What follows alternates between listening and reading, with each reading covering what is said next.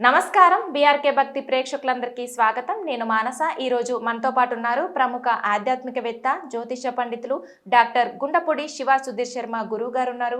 గురుగారిని అడిగి మే నెలలో 12 రాష్ట్రాల వారికి ఎలా ఉంటుంది, ఎలాంటి పరిహారం చేసుకుంటే మంచి ఫలితం ఉంటుందో గురుగారిని అడిగి తెలుసుకుందాం. నమస్కారం గురుగారు. శ్రీమాత్రే నమః. శ్రీ గురుభ్యో నమః. గురుగారు, మే నెలలో వృషభ రాశి వారికి ఎలా ఉండబోతుంది? వృషభ రాశి వారికి మే నెలలో మధ్యస్థ వాతావరణంగా చెప్పబడుతుంది.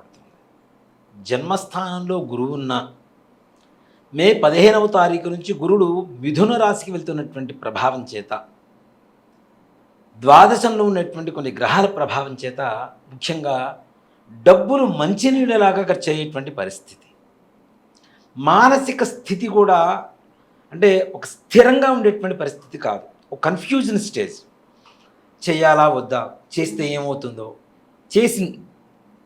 చేయటం ప్రారంభించిన తర్వాత కూడా మధ్యలో ఇది ఆపేద్దామా, ఇంకో కొత్త పని ఏమైనా చేద్దామా, దీనివల్ల నష్టం వస్తుందేమో, లాభం వస్తుందా, ఈ కన్ఫ్యూజన్ స్టేజ్లో ఉంటూ ఉంటారు.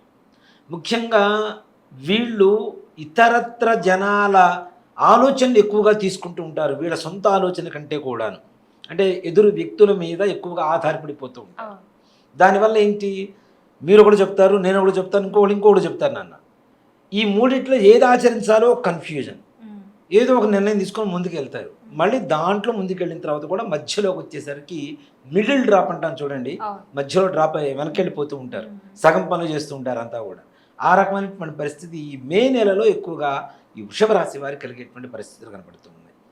అనుకున్న పనులు సకాలంలో పూర్తి కాకపోవటం వల్ల ఇంకాస్త ఎక్కువ నిరుత్సాహం అనేటువంటిది ఎక్కువగా ఉంటుంది.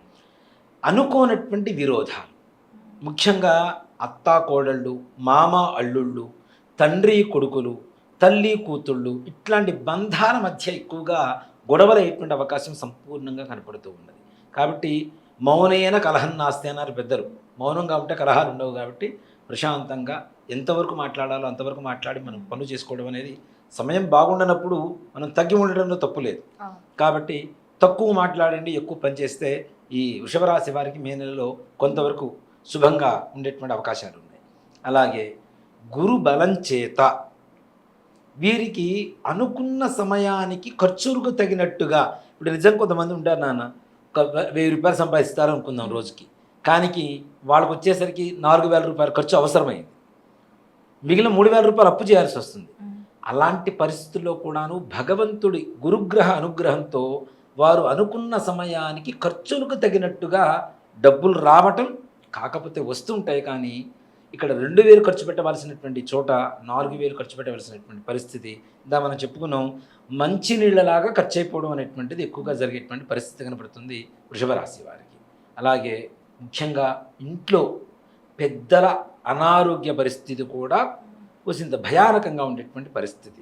కానీ కంగారు పడాల్సిన అవసరం ఏం లేదు. కానీ తప్పనిసరిగా వైద్యం తీసుకోవాల్సినటువంటి, వైద్యుల సహాయం తీసుకోవాల్సినటువంటి పరిస్థితి తప్పనిసరిగా కనపడుతుంది. దానివల్ల కొంత ఖర్చు వస్తుందేమో కానీ మరీ అంత పెద్ద భయపడాల్సినంత అవసరం అయితే ఉండదు. కానీ ముఖ్యంగా వీళ్ళు ఏంటంటే అనవసరమైనటువంటి గొడవలకి వెళ్ళి నెత్తి మీద దాకా తెచ్చుకునేటువంటి పరిస్థితి మాత్రం ఎక్కువగా కనబడుతుంది. కాబట్టి ఎక్కువగా మాట్లాడకుండా ఉండడం అనేటువంటిది సూచించదగినటువంటి విషయం. ఓకే, రాజకీయ నాయకులకు ఎలా ఉంటుంది గురుగారు? రాజకీయ నాయకులకు ఉన్నతంగా ఉండబోతుంది నాన్న.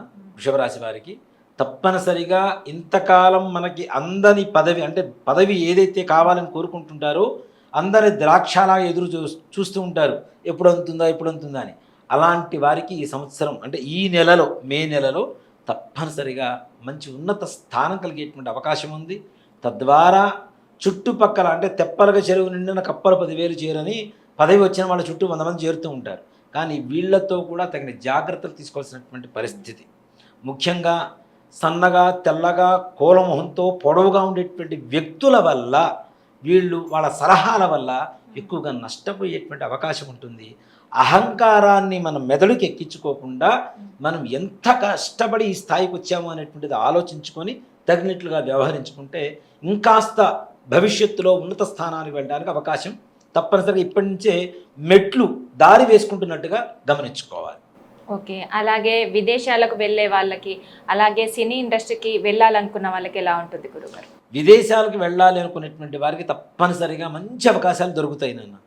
ఎన్నో రోజుల నుంచి వీసాలు రావటం లేదు, మేము కష్టపడుతున్నాము, 2-3 సార్లు ట్రై చేశాము, ఫెయిల్ అయిపోతున్నాము అనుకునేటువంటి వాళ్ళకు కూడా ఈ మే నెలలో వృషభ రాశి వారికి తప్పనిసరిగా వీసాలు రావడానికి మంచి అవకాశం కలుగుతుంది.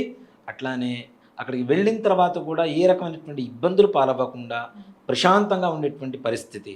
అట్లానే అక్కడ ఉద్యోగం చేస్తున్నటువంటి వాళ్ళు కావచ్చు, విద్యార్థులు కావచ్చు, వాళ్ళకు కూడా ప్రశాంతంగా ఇక్కడ ముఖ్యంగా నాన్న గ్రహస్థితి అనేటువంటిది దేశం అంటే స్వదేశం విదేశం అనేటువంటి పరిస్థితుల్లో తీసుకుంటే గ్రహస్థితి వల్ల వేరే స్థానానికి ఇప్పుడు కొంతమంది ఉంటారు నాన్న, ఒక ఊర్లో పుట్టేసి అక్కడే ఉండిపోతూ ఉంటారు.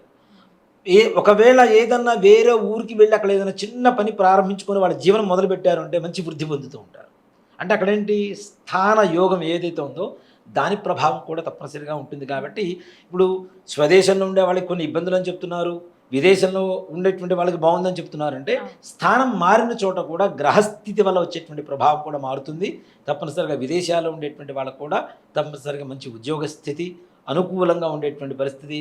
ఎక్కువ టెన్షన్ పడుతూ ఉన్నారు ప్రజెంటు, ఈ టెన్షన్ పడాల్సిన అవసరం లేదు. వృషభ రాశి వాళ్ళు నిదానంగా అయినా సరే తప్పనిసరిగా మంచి ఉద్యోగ స్థితి కలుగుతుంది.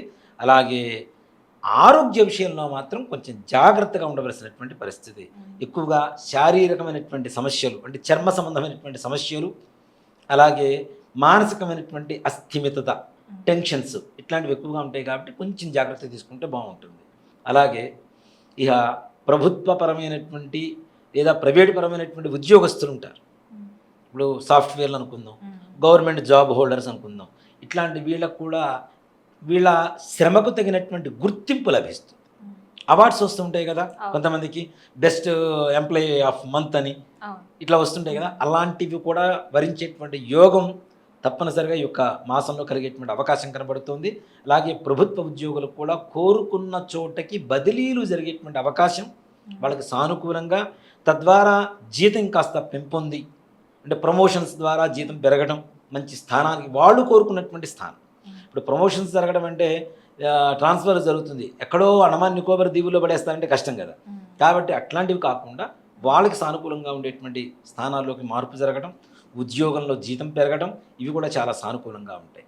సినీ పరిశ్రమ వారి పరిస్థితి తీసుకుంటే నిజంగా చెప్తున్నానన్న, మే 15 లోపల అవకాశం దొరికేటువంటి వాళ్ళకి భవిష్యత్తు బంగారు బాట వేయడం అనేటువంటిది ఖచ్చితమైనటువంటి మాట. తప్పనిసరిగా మే 15 లోపల మంచి అవకాశాలు దొరుకుతాయి. వీళ్ళు ఏదో 1-2 సినిమాలు అలా కనబడి, లేదంటే 2-3 సీరియల్స్లో గంట సేపు అరగంట సేపు కనబడి వెళ్ళిపోవటము, ఇలాంటి పరిస్థితి కాకుండా వాళ్ళ బంగారు భవిష్యత్తుకి పునాది వేసుకోవడం అనేటువంటిది ఈ మే నెలలో సినిమా ఇండస్ట్రీ, మీడియా ఇట్లాంటి వాళ్ళలో సంపూర్ణమైనటువంటి యోగాన్ని కలుగు చేస్తుందని చెప్పడంలో ఏమాత్రం కూడా సందేహం లేదు. ఓకే, అంటే వృషభ రాశి వాళ్ళు ఎలాంటి పరిహారం చేసుకోవాలంటారు గురుగారు? వృషభ రాశి వాళ్ళు నాన్న ముఖ్యంగా ఈ యొక్క మే మాసంలో శ్రీ సుబ్రహ్మణ్యేశ్వర స్వామి వారి ఆరాధన చేయటం అనేటువంటిది చాలా విశేషం. సుబ్రహ్మణ్యేశ్వర స్వామి వారి ఆరాధన అంటే నిత్యం గుడికి వెళ్ళాలా, ఆరాధన చేసుకోవాలా, పూజలు చేసుకోవాలంటే చాలా కష్టం. ఇంట్లోనే సుబ్రహ్మణ్యేశ్వర స్వామి వారి పటాన్ని పెట్టుకొని ప్రతి నిత్యం కూడా సుబ్రహ్మణ్య భుజంగ స్తోత్ర పారాయణ చదవద్దు, చదివితే తప్పులు పోతాయి. ఇప్పుడంతా ఉన్న వాళ్ళంతా ఇంగ్లీష్ మీడియాల వాళ్ళు కాబట్టి తప్పులు పోతాయి. కాబట్టి చక్కగా హెడ్ఫోన్స్ పెట్టుకోండి, లేదా టీవీ కనెక్ట్ చేసుకోండి, వినండి. విని స్వామివారికి నైవేద్యంగా పచ్చిపాలు పంచదార నివేదన పెట్టి అవి తీర్థంగా తీసుకోండి. తప్పనిసరిగా మానసికమైనటువంటి ధైర్యం, ఒక నిర్ణయం తీసుకోవడానికి కావాల్సినటువంటి పరిస్థితులు, అనారోగ్య పరిస్థితి నుంచి ఆరోగ్య పరిస్థితికి రావడం, అలాగే ఉన్న డబ్బులు అనవసరంగా ఖర్చు అవ్వకుండా ఒక క్రమబద్ధీకరణ జరగడం అనేటువంటిది స్వామివారి అనుగ్రహంతో తప్పనిసరిగా కలుగుతుంది. ఓకే గురువుగారు, వృషభ రాశి గురించి వాళ్ళు చేసుకోవాల్సిన పరిహారం గురించి చాలా చక్కగా వివరించారు. ధన్యవాదాలు. శ్రీమాత్రే నమః. శ్రీ గురుభ్యో.